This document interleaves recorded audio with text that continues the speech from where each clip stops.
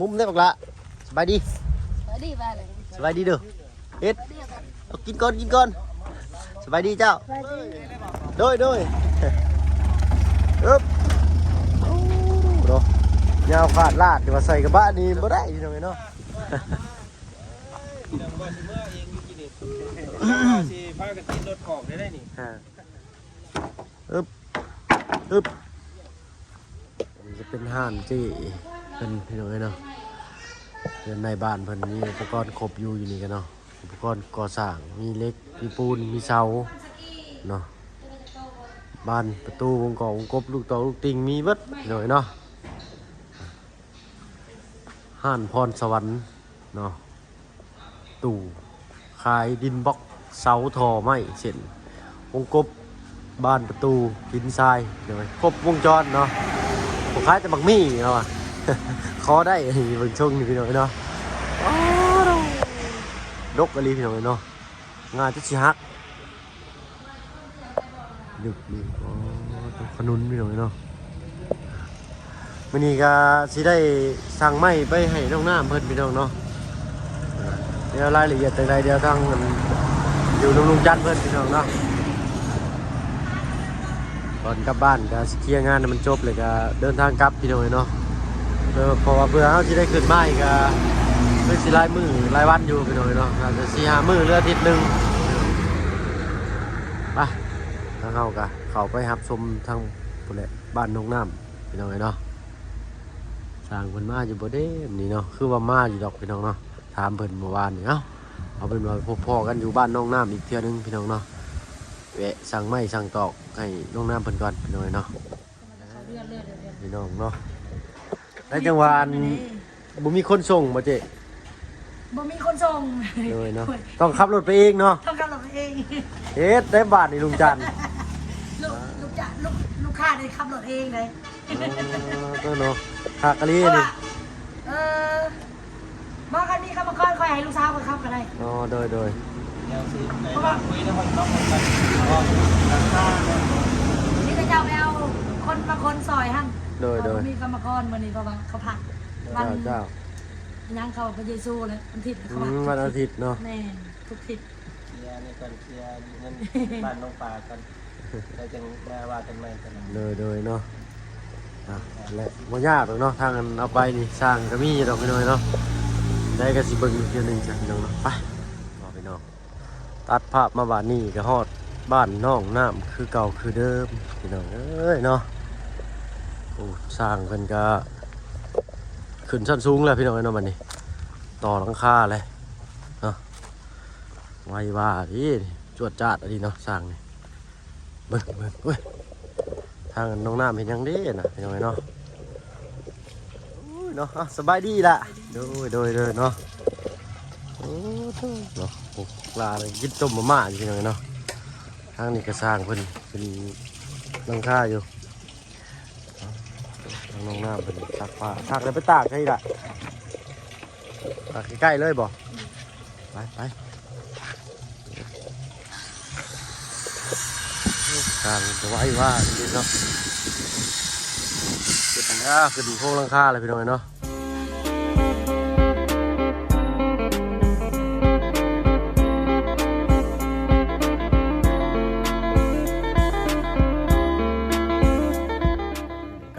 สบายดีพ่อแม่พี่น้องเบิดสุขคนเนาะ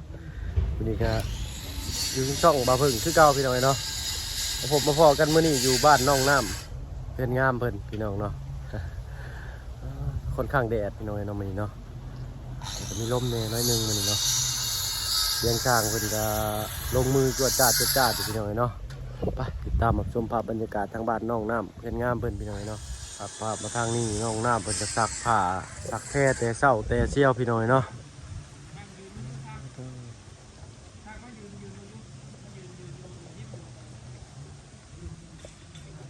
เดี๋ยวไว้เนาะกินข้าวกินน้ำเลยบ่อีกล่ะยังบ่ทันกินข้าวอ๋อยังบ่ทันกินข้าวพี่น้อยเนาะ ได้ยังให้สร้างกินมื้อนี้แต่เช้า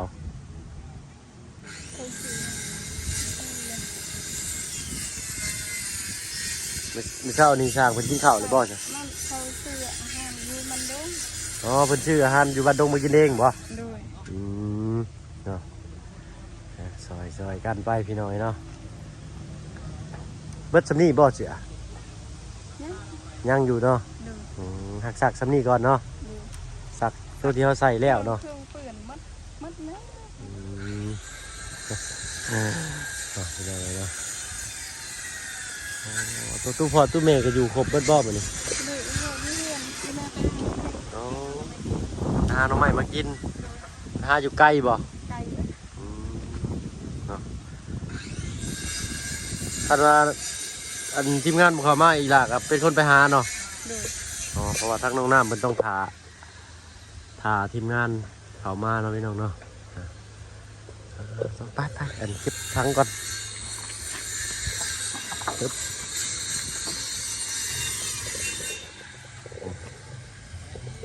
ตัดไม่ต่อของตามพี่น้องเนาะเอาไปฮารี่อยู่ห่มปะน้องน้ำปะไปผุนบ่ไปสักป้าลุงว่าโอ้ยน้องน้ำดีใจกับน้องน้ำไม่ร้ายเพื่อนเนาะได้เฮียนงามเราอะเนาะเฮ็ดมุมได้ปะละสบายดี ดีไปเลย สบายดีเด้อเฮ็ดเอากินก่อนสบายดีเจ้า ไปดี โอ้สบายดีเด้อแล้วเก่งได้น้องเจ้าบ่น้องน้ำนี่บักหลานนี่จ้ะหลาน มุมมัดพี่น้องเนาะสบายดีบักหละ ไปดี โดยสบายดีเนาะมาหน่อยหน่อยดิจ้ะยิ้มเปื่อยเรากะ อันนี้ก็น้องเจ้าบ่น้องอ่ะ ด้วย ผู้เสือเขียวเนี่ยโอ้ผมยาวเลยเนาะพี่น้องนะคงบ่ทันมีเวลาให้ลุงจันทร์มันจัดโครงหลังคาให้ใหม่อีกแล้วดิก็ได้เนาะพี่น้องตัดภาพมากะนางโอ้นางลมกับน้องน้ำพอดีก่อนจักหน่อยพี่น้องเนาะอู้เนาะก่อนอื่นไปกราบทักทายสบายดีพ่อพี่น้องเบิดสุขสุขคนอีกเทื่อหนึงพี่น้องเนาะพ่อกับน้องน้ำเพื่อนงามเพื่อนบาดพี่น้องเนาะกระเต้าเนาะเหมือนนี้เนาะ ด้วยหอด กระเต้าลึกกระเต้าลึกพี่น้องเนาะ ถ้าเอาเพิ่นก็สิได้แต่ฮ้อนกับหนาวนี่แหละเนาะมาทางเชียโปนกันเนาะเราได้คุยกับเพิ่นกันจื้อได้แต่กระเต้ากับชะแงะเนาะฮ้อนกับหนาวพี่น้องเนาะเพราะว่าช่วงหนึงมาถึงหน้าหนาวเนาะพี่น้องก็เลยถามว่าหนาวนี่แม่นยังนะชะแงะลึกเนาะ เนาะเปลี่ยนภาษากันเนาะพี่น้องแล้วเพิ่นก็เว้าส่วนมากนี่ส่วนคนส่วนหลายนี่ก็สิเว้าภาษาท้องถิ่นอะไรตัวเนาะ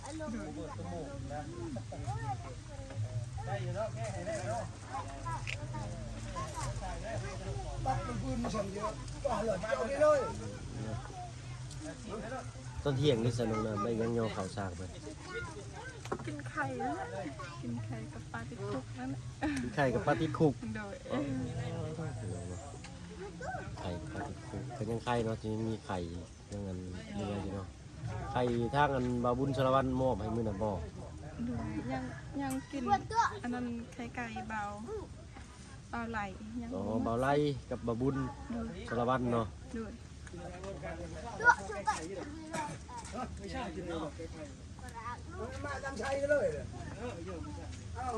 คืออันนี้พี่น้องเนาะอันเงือบตัวนี้เนาะแบบสูงโพดนะจากเบิดโพดยันมันเป็นทรงโมเดิร์นไม่ยันมันเบิดโพดทางลุงเพิ่นก็เลยแบบให้เอารถลงอีกหน่อยหนึงเนาะแต่บ่เป็นหยังเนาะแก้ไขได้อยู่พี่น้องเนาะเพิ่นสิเอาลงอีกหน่อยหนึงพี่น้องเนาะติดตามรับชมภาพบรรยากาศเป็นกันพี่น้องเนาะว่าสิออกมาเป็นอะไรเนาะคือสิโอเคอยู่ดอกเพราะว่าสร้างนี่มาตรฐานอยู่แล้วแต่ว่าเฮาบ่มักหรือว่าอะไรรุดลื่นกันเล็กๆน้อยๆเนาะเฮาบ่มักก็บอกเพิ่นเองตัวใดพอแก้ไขได้ก็แก้ไขเอาพี่น้องเนาะปลาติดคุกกับมาม่าอีกคือเก่า ด้วย คันว่ามีผักกับผัดหัวไข่เนาะปีกกระเทียมตำลงกับขั่วให้หอมเลยก็เอาไข่แล้วก็ขั่วแล้วก็เอาผักกูดใส่กับนี่เนาะผักหน้าข้าวหุ่นใส่แซ่บได้ตำมัน หัวไอ้ผัดผักกูดเลยเนาะมื้อนี้หมู่ยังบ่ได้เข้ามาหาบ่ บ่ไม่มีค่ะ ทางอัน เขาไม่ เขาเปิดเขาอีกไปทางให้ไปจัก รู้กัน แต่ทางน้องอันน้องเฮงเพิ่นเป็นสิทางให้เนาะ ดู ทางน้องจันกังโกบนี่ซะ รู้กันอย่างเราอยู่เพื่อน เนาะอยู่เรือนชาวจันกังโกบชาวน้ำเพชรนี่บ่ค่อยลงมาลิ้นเนาะ ดู ส่วนมากมันสิอยู่ที่เฮือนพี่น้องเนาะสาวเพชรเพิ่นตาน่ะก็มีน้ำเพชรปกติเพิ่นก็ซื้อเพชรเนาะ ดู เพราะอันทีมงานเฮามาก็ตั้งชื่อให้น้ำเพชรเนาะชาวน้ำเพชรแล้วก็น้องน้ำเพิ่นงามบัดนี้พี่น้องเนาะแล้วก็ชาวจันเพ็ญชื่อเพิ่นเนาะจะเบาเพิ่นใส่ฉายาเพิ่นชาวจันกังโกบพี่น้องเนาะถือใจเพิ่นอีกก็คือว่ามื้อวานนี่พี่น้องเนาะยังบ่เห็นเพิ่นอยู่เนาะตอนนี้ค่อนข้างลมอยู่เด้อพี่น้องเนาะเสียงดังเลยแม่นคุณคนขึ้นเนาะเพราะว่าสวนมันทางหลังยังบ่ใหญ่ขึ้นพี่น้องเนาะเพราะว่าสวนมันใหญ่ขึ้นนี่ลมก็สิเข้ามาแห้งบัดนี้เนาะต่อไปก็สิเป็นหน้าฝนแล้วบัดลงไห้ลงหน้าแล้วพี่น้องเนาะงานฝนนี่ก็สภาพจะสิเป็นอะไรพี่น้องเนาะต้องติดตามเบิ่งกันอีกเนาะนั่นยังบ่ได้กินข้าวเช้าครับ เนี่ย ตื่นมาก็ซักผ้าโลด ตื่นล้างถ้วยตักคือ ตื่นมาล้างถ้วยแล้วก็ซักเครื่องจะจำเพิ่นก็ได้นะตู้เมย์เพิ่นไปแต่เช้าเพิ่นบ่แม่นครับ โดยหักแต่ไปกัด เนาะหาก็ไปเนาะ โดย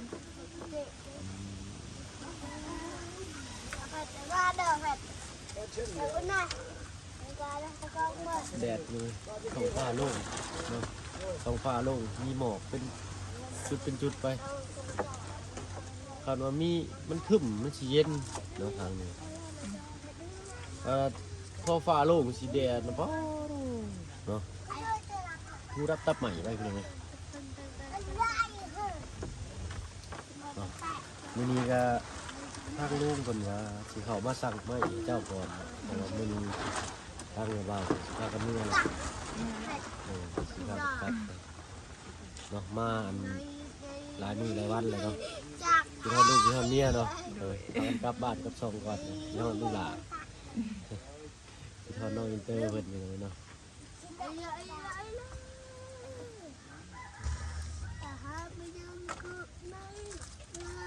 จักมื้อเลยมานี่มาแต่วันอังคารพุธพฤหัสศุกร์เสาร์อาทิตย์ สี่ครับ 4-5 มื้อเลยเด้นี่เนาะแล้วก็เมื่อบ้านก็4-5 มื้อเลยขึ้นมาพี่บัดนี้เนาะได้ขึ้นมาอีกก็พุ่นแหละ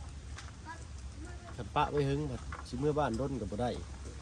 ยันของมันขาดนะไม่ต่อของตาขาดต้องเล่นทางลุงกันสิเล่นเวียกเล่นงานหนึงหลายบ้านนี่เนาะทางบ้านโนวิบ้านนงปลามื้อนี้ก็ต้องเชียนเข้าไปเบิ่งบ้านนงปลาอีกเนาะเพราะว่าเมื่อวานนี่เขาไปสั่งไม้แล้วก็ปูนเนาะทางจัดเลยเล็กเนาะทางบ่เพิ่งเนาะบ่ได้ถ่ายทำในพี่น้องแล้วเบิ่งมาทางบ้านนงปลาถ้ามีโอกาสทางบ่เบิ่งสิถ่ายทำเราไปชม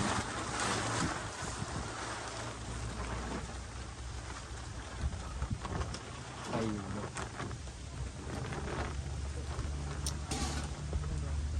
ข้าวไปสลานข้าว ค่ะบุหูกัดนอกมา เนาะน้ำข้าวนี่กินก็ดีเลยเนาะล้างมาให้ล้างกันนะเนาะแต่กินหลายกับบุดีกันเนาะสิ่งทุกอย่างเนาะหน่อยโพดกับบุดีหลายโพดกับบุดีเนาะ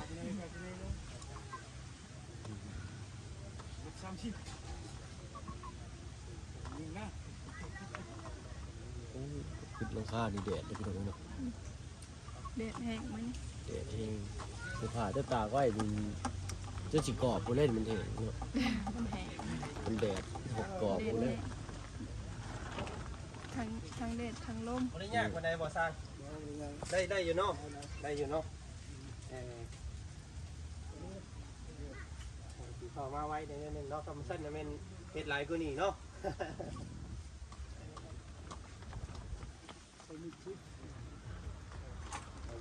ตู้เมย์เป็นกันยังบ่มาเนาะ เพื่อนเรามันแบบไงเนี่ย คุณพ่อดิจ้ะพ่อเจ้าได้ละ ยืนยังไปหายเนี่ย ไปเบ้าไปเข้าห้องน้ำเนาะ คำนึงถึง ห้องน้ำห้องน้ำ ยันล ห้อบ งน้ำปลา มันเบิด เคยบ่ไปเลยแบบว่าพ่อทั้งตอทั้งแตนสิ บ่เคย อันนี้ถูกที่เราจะเที่ยงเงินเที่ยงหัวให้สร้างเพื่อนเนาะคือว่ามัน มันจัดเป็นแบบมาเบิ่งนะ 60คนเลยเนาะมันชิปบ่ เป็นตู้ที่จักเนาะ สร้างเขาก็เตี้ยแค่เม็ดชิปเงินบ่ เม็ดซาวเม็ด3บ่รู้จักเนาะ บานี้เท่าไรบานี้สร้าง เห็นนุ่งจันทร์จังเนาะ เอาลงอีกมันเป็นเม็ดเท่าไรบาท เนาะถ้าเฮาก็สิให้น้องน้ำไปทักทายลุงจันทร์เพิ่นพี่น้องเนาะเฮาก็สิขอตัวลาไปเพียงสักนิดพี่น้องเนาะ สบายดีเลยน้องน้ำเด้อเนาะเดี๋ยวอันเลี้ยวเวียกแล้วงานเบิ่งไม้เบิ่งตอกให้เจ้าแล้วก่อนเนาะจังสิได้ตาวพื้นเมื่อบ้านเนาะ เป็นทางปลอดภัยเด้อ โดยเนาะ งานเดียวกัน เจ้าเนาะ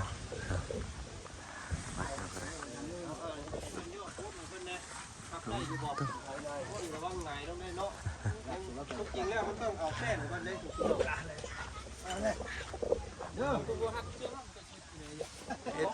ไอ้แล้วครับแล้วก็ครับกล้าครับจะเลยไงล้างก็มาได้เนาะ ตัวน่าจะสูงหน่อยหนึ่งพี่น้องเนาะเพิ่นว่าเพิ่นเลยลดลงมาหน่อยหนึ่งพี่น้องเนาะ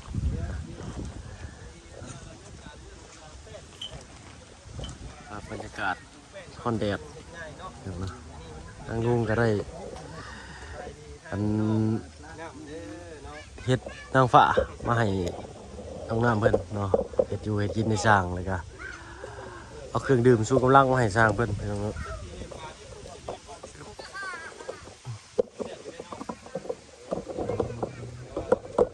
เลี้ยวไปทางใดจะนั่น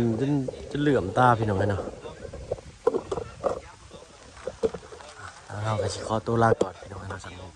คลิปนี้ก็บ่มีหยังหลายพี่น้องเนาะครับเบิ่งสิให้พี่น้องได้เบิ่งบ้านน้องน้ำเพิ่นครับเราจังไว้ต่อของตามาไว้แล้วก็สิเดินทางกลับภูมิลำเนาพี่น้องเนาะไปเคลียร์งานทางลุ่มอีกเล็กน้อยเนาะทางลุ่มเพิ่นย่านนั้นว่ามันสูงโพดเลยตัดลงหน่อยหนึ่งเนาะทำสร้างเพิ่นตัดได้ผมเพิ่นว่าตัดได้พี่น้องเนาะ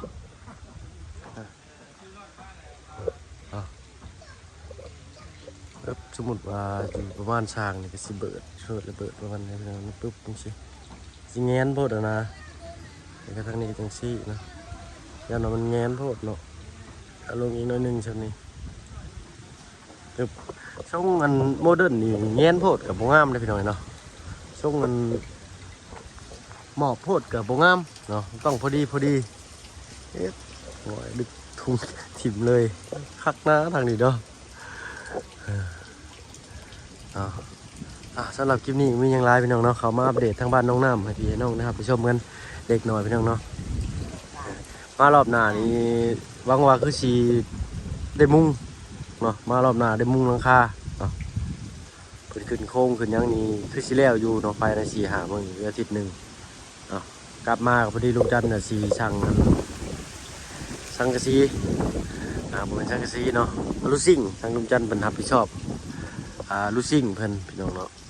ทั้งนี่ก็มีหลายอย่างเนาะมีหลายคนเนาะสมทบกันเข้ามาบ้านน้องน้ำเพิ่นพี่น้องเนาะทางผู้ใหญ่ใจดีของแต่ละสายบุญเพิ่นพี่น้องเนาะแต่ทางบ่าวเพิ่งนี่ยังบ่มีนะพี่น้องเนาะบ่าวเพิ่งเข้ามาได้ประมาณเดือนกว่าแล้วแหละพี่น้องเนาะเดือนหนึ่งหรือเดือนกว่านี่แหละพี่น้องทางบ่าวเพิ่งยังบ่มีผู้ใหญ่เนาะมีแต่ทางลุงจันทร์ทางผู้ใหญ่เป็นเข้าบ้านน้องน้ำแล้วก็บ่าวบุญบ้านป่าบ่าวบุญสารวัตรเนาะบ่าวบุญบ้านป่านี่จักมีหรือบ่เนาะพี่น้องเนาะเดี๋ยวสิลองถามเพิ่นใหม่ก่อนที่ว่ามีแน่ๆนี่ก็คือบ่าวเหย้าเนาะทางบ่าวเหย้าแล้วก็อาจารย์ลาวเนาะแล้วก็อีกหลายคนอยู่พี่น้องเนาะทางบ่าวเชียงก็มีเนาะในการทางอาจารย์ลาวเพิ่นนี่ทางอาจารย์บ่าวลาวสตูดิโอเพิ่นนี่คือว่า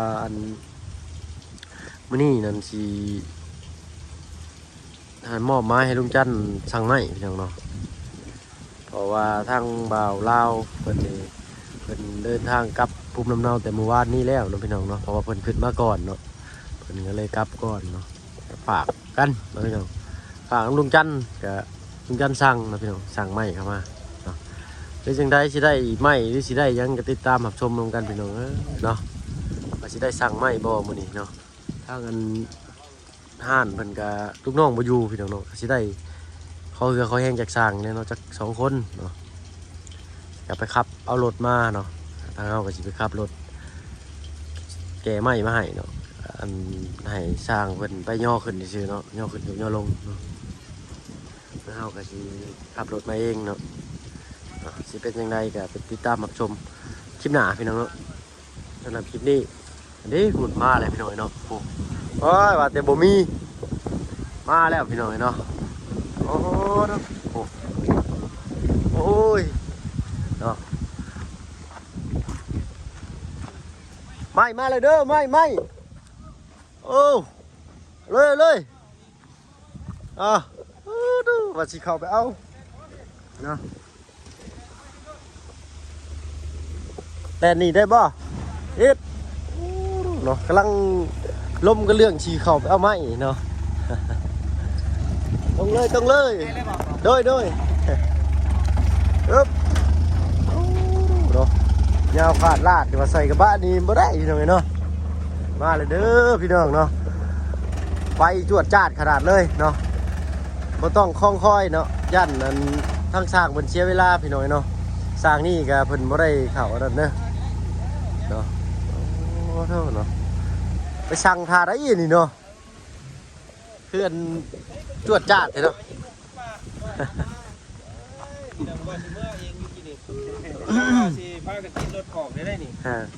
กำลังจมอยู่ได้เมื่อกี้นี่เนาะสบายดีเราทางลุงจันทร์เนาะโดยสบายดีเนาะ อารมณ์นี่แหละมันว่าไปนี่แล้วเนาะแม่นอยู่น้ำมูมันนี่แหละเพิ่นก็สิครบอยู่นี่ได้กำลังยืนจมอยู่นี่เนาะยืนบนอยู่ ก่อนรามาเลยเนาะจวดจ้าดขนาดเลยคักได้จักเส้นเด้เนาะ30บ่หรือ20โดยเนาะ20 2 4 6 8 10 12 14 16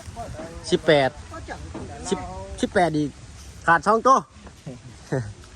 เนาะครบพี่น้องเนาะพ่อหยอกเพิ่นเชื่อเนาะอ๋อตัวเส้นนี้มันคืออันนะแท้นี่มันคืองอเลยอันนี้เนาะอันนี่ตอนเดือนเป็นไม่ดิมันแห้งมันก็เลยขดแน่เนาะหักก็สิได้อยู่แต่ว่าเนาะบ่เป็นหยังดอกเพิ่นก็ไปตัดเอาใส่ตัวสั่นน่าจะได้อยู่พี่น้องเนาะปูตีคือเข้าไปมันก็นิ่งเขาเลย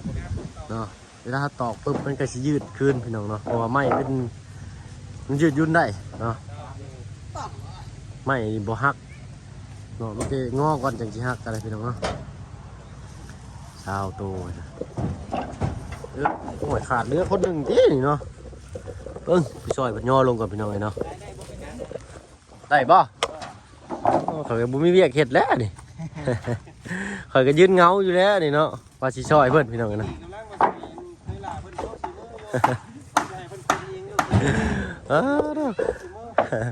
เมื่อกี้นี่ก็ยืนจมอยู่ได้ลุงเอ้ยว่าสิได้เข้าไปเอาไม้เด้อว่าโดนว่าเห็นปูพ่อออกมาเลยคักอะไรนี่เนาะจวดจ้าดพี่น้องเนาะ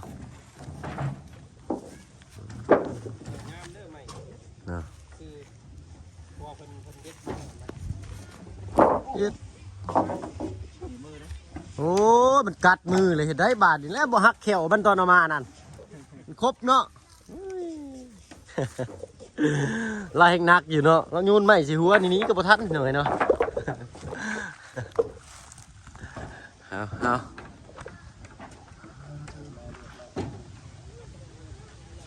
อึบ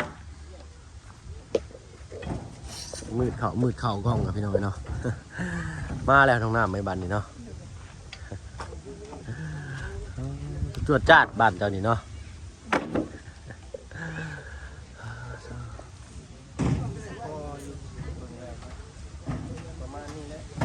สาวโตเนาะก็สิพวงสิพ่ออยู่แต่ว่าเนาะพี่น้อง อันหลวงพ่อหรือจังไดก็สร้างเพิ่นสิแจ้งไปอีกเทื่อหนึงพี่น้องเนาะบ่ยากดอก